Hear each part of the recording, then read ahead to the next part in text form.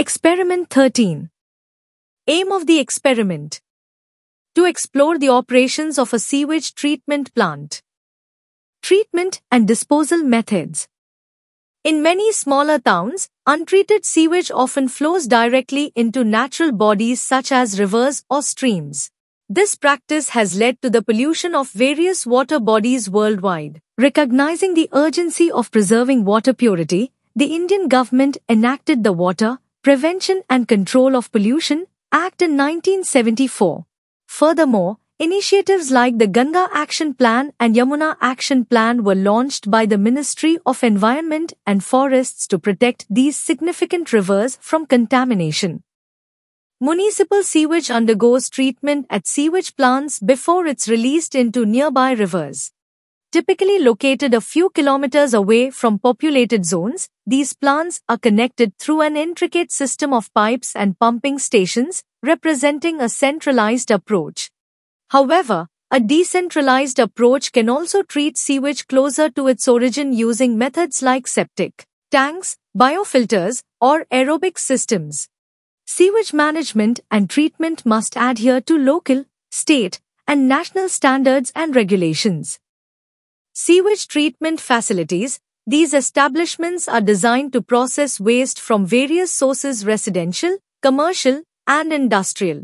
Their main goal is to eliminate contaminants that harm water quality and pose risks to public health and safety upon release into water systems. Goal: the primary aim of wastewater treatment is to produce an ecologically safe liquid waste stream, or treated effluent, and solid waste, or treated sludge, ready for disposal or repurposing, often as agricultural fertilizer. With modern technology, it's feasible to recycle treated sewage for potable use. Singapore stands as a pioneer, converting sewage into NA water for drinking purposes. Traditional wastewater treatment approaches. This method involves a mix of physical, chemical, and biological techniques to extract solids, organic pollutants, and occasionally, nutrients from wastewater. A. Initial and basic treatment. The goal of the initial treatment is to eliminate large organic and inorganic solids, along with other sizable materials commonly present in raw wastewater. Removing these substances is crucial to optimize the performance and maintenance of the treatment units that follow. The basic treatment involves holding the sewage in a calm basin, allowing heavy solids to settle at the bottom, while oil, grease, and lighter solids rise to the surface. The settled and floating materials are then extracted, with the residual liquid either being discharged or moved on to the secondary treatment phase. Preliminary treatments usually encompass coarse filtering, grit extraction, and sometimes breaking down larger objects. Skimming is used to remove floating materials, scum. 1. Filtration. Initial removal of floating debris, or scum, is achieved through filtration. 2. Screening. Screens or vertical barriers prevent larger solids from entering, which are then collected and incinerated. The wastewater then proceeds to the next phase. 3. Grit chamber. This chamber operates like a settling tank where separation of organic and inorganic matter occurs. Inorganic substances like sand, silt, gravel, and cinders, with sizes often above 0.2 mm, settle due to their weight. Lighter organic matter remains suspended and moves to the subsequent phase.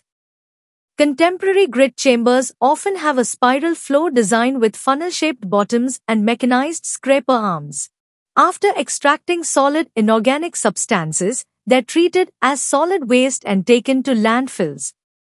4. Sedimentation. Following grit removal, wastewater enters the sedimentation tank. Here, finer organic materials settle and are extracted. Quick sedimentation is achieved through two approaches: coagulation and flocculation. Coagulation involves adding chemicals like aluminium sulfate and ferric chloride for rapid settling. Flocculation lets solids combine into larger particles. Both methods can eliminate over 80% of solid materials. 5. Flotation. This method substitutes sedimentation. air is forced into the wastewater under a pressure of 1.75 to 3.5 kilograms per SQCM, making the water supersaturated with air. When released into an open tank, rising bubbles carry suspended particles to the surface for removal. This process can remove over 75% of suspended materials. Following the basic treatment, settled solids form the primary sludge, and the clear liquid on top, or the supernatant, is directed for secondary treatment. B. Biological or secondary processing. The goal of the secondary processing is to further refine the effluent from the initial phase by eliminating lingering organic components and suspended particles. Typically succeeding the primary phase, the secondary treatment emphasizes the extraction of biodegradable dissolved and particle-bound organic substances using oxygen-rich biological processes. Such aerobic biological activity occurs in expansive aeration chambers, facilitated by waterborne aerobic microorganisms. These organisms consume the wastewater's organic content, leading to the growth of more microorganisms and the production of inorganic byproducts, mainly CO2, NH, and H2O. The specific aerobic biological methods employed for secondary treatment can vary but often hinge on how oxygen is delivered to the microorganisms and the speed at which these organisms break down the organic content. Frequent high-intensity processes encompass activated sludge processes, biofilters or trickling filters, oxidation trenches, and revolving biological reactors, RBC. At times, a dual-process approach is adopted, such as a biofilter followed by activated sludge, especially when treating wastewater with significant organic content from industrial origins. After this, the effluent progresses to a settling tank designed to separate the microorganisms from the purified water. The microbial clusters settle, forming an activated sludge. A portion of this sludge is reintroduced into the aeration chamber as a starter culture, while a more substantial segment is transferred to large containers known as anaerobic sludge digesters. Digestion. This involves an anaerobic microbial process where bacteria and fungi within the organic sludge are broken down into methane, hydrogen sulfide, carbon dioxide, and a humus-like substance. This transformation happens within a sealed, oxygen-devoid container termed a digester.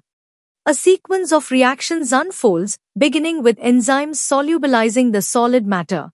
Acid-generating bacteria then ferment this matter into basic organic acids, which are further converted into methane and carbon dioxide, biogas, a potential energy source, with bacterial assistance. The consolidated sludge is heated in the digester and remains there for 10 to 30 days, decomposing. This digestion process can reduce the content by up to 60%. Drying. Post-digestion, the sludge is laid out on sand beds for evaporation. Some moisture seeps into the sand while the rest evaporates, in a procedure termed dewatying. This drying process is notably effective in hotter conditions.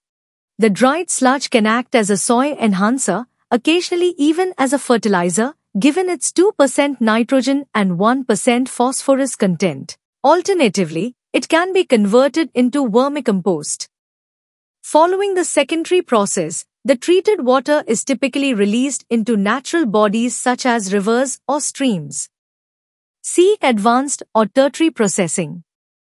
1. Tertiary processing is often considered any treatment beyond the primary and secondary stages, especially when releasing into sensitive ecosystems like estuaries, low-flow rivers, or coral reefs. The treated water might undergo chemical or physical disinfection, example through lagoons or microfiltration, before being discharged into ecosystems or used for applications like irrigating a park, golf course, or greenway. If adequately purified, it can be channeled for groundwater replenishment or agricultural use. 2. Septic tank. This prevalent method uses a tank specifically for treating domestic wastewater.